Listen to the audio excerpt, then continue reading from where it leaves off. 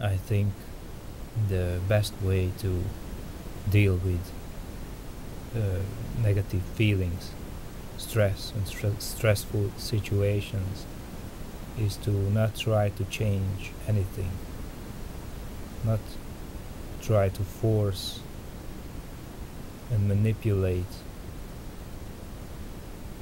anything.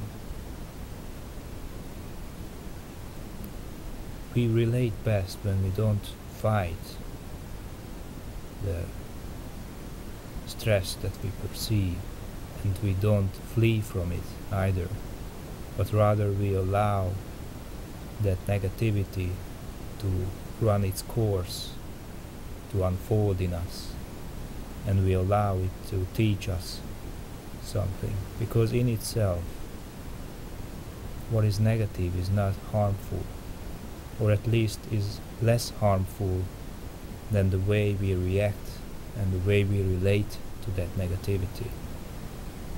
That can be harmful, but if we relate to it in a more healthy way, we deal with it directly, we don't try to repress it or try to change the situation, but rather we deal with it face head on, we deal with it directly. We can learn a lot from it, especially in terms of what happens inside us, in terms of internal processes. So when something negative arises in me because of something, that's an opportunity for me to learn about myself, about my inner world. And of course we are not used to attend to ourselves when we react, and that's why we have a very poor knowledge of ourselves. But we can extend the reach of that knowledge. We can direct our attention, we can utilize our capacity for controlled attention by directing it into internal processes when something negative happens inside us, when we are implicated in stressful situations.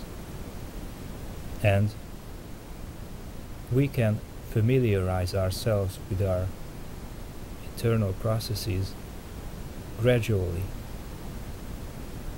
And of course, first, the reach of our attention will be very limited, but with time it will extend. As a blind man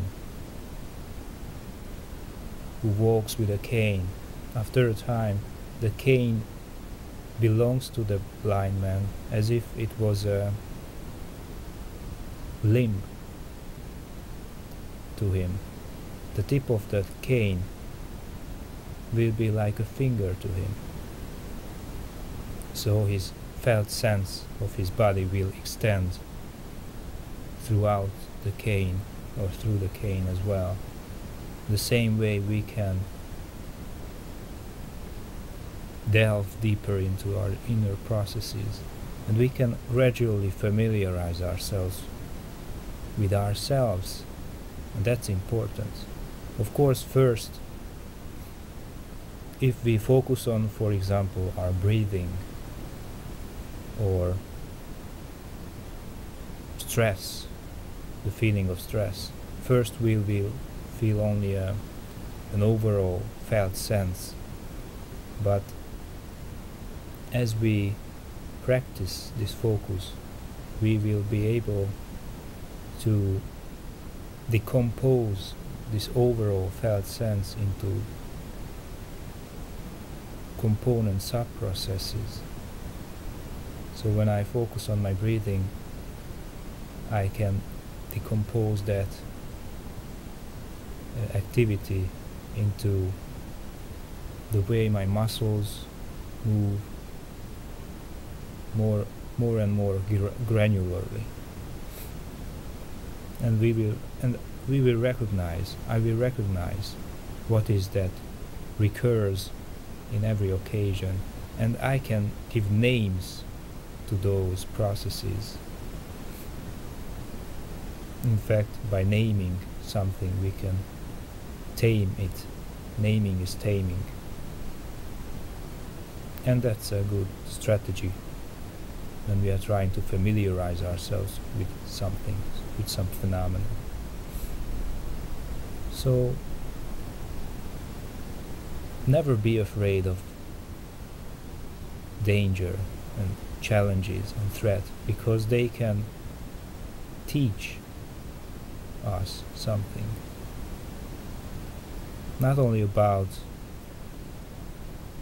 others, but also about ourselves. And we always learn from those things that are discomfortable. And we need to become comfortable with discomfort. Yeah. So don't try to change and reject and repress anything, but try to